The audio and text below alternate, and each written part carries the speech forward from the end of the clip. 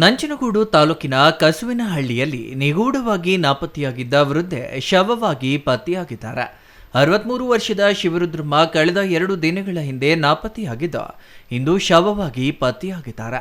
ಜಿಲ್ಲಾ ಪೊಲೀಸ್ ವರಿಷ್ಠಾಧಿಕಾರಿ ಮಲ್ಲಿಕಾರ್ಜುನ ಬಾಲದಂಡಿ ನೇತೃತ್ವದಲ್ಲಿ ಕಾರ್ಯಾಚರಣೆ ನಡೆದಿದ್ದು, ಮಹಿಳೆ ನಾಪತ್ತೆಯಾಗಿ 5 ದಿನಗಳ ಕಾಲ ಕಾರ್ಯಾಚರಣೆ ನಡೆಸಿ 3 ಬಂಧಿಸಿ ವಿಚಾರಣೆ ನಡೆಸಿದ್ದಾರೆ.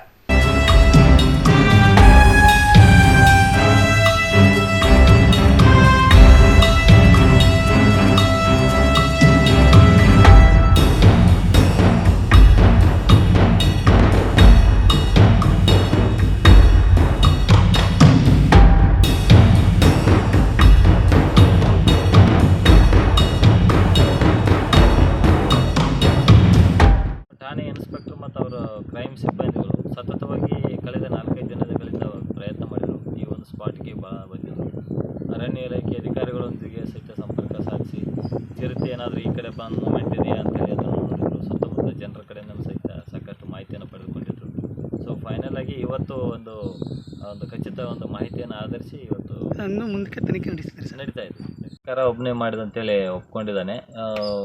ಬಟ್ ಇನ್ನೂ ಪ್ರಿಲಿಮಿನರಿಯಾಗಿ ತನಿಖೆ ನಡೀತಾ ಇದೆ. ಇನ್ನೂ ಯಾರಾದರೂ ಇದ್ರಾ ಅಥವಾ ಒಂದು ವೇಳೆ ಸತ್ತ ಮೇಲೆ ಅದನ್ನು ಬಾಡಿ ಮುಚ್ಚಲಿಕ್ಕೆ ಯಾರಾದರೂ ಹೆಲ್ಪ್ ಮಾಡಿದರೆ ಅನ್ನೋದ್ರ ಬಗ್ಗೆಯೂ ಸ್ವಲ್ಪ ಹೆಚ್ಚಿನ ಒಂದು ತನಿಖೆ ನಡೀತಾ ಇದೆ. ಇನ್ನಷ್ಟು ವಿಚಾರಣೆಗಳ ಬಳಿಕ ಹೆಚ್ಚಿನ ಒಂದು ಸಂಖ್ಯೆ ಹೊರಬರ್ತದೆ.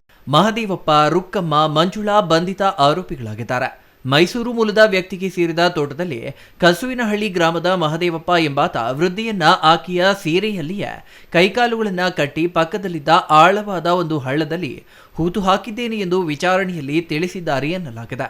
ಪ್ರಥಮ ಹಂತದ ವಿಚಾರಣೆಯಲ್ಲಿ ನಾನು ಒಬ್ಬನೇ ಮಾಡಿರುವುದಾಗಿ ಆರೋಪಿ ಮಹದೇವಪ್ಪ ಒಪ್ಪಿಕೊಂಡಿದ್ದಾನೆ. ವಿಚಾರಣೆ ಮುಂದುವರಿಯುತ್ತೆ.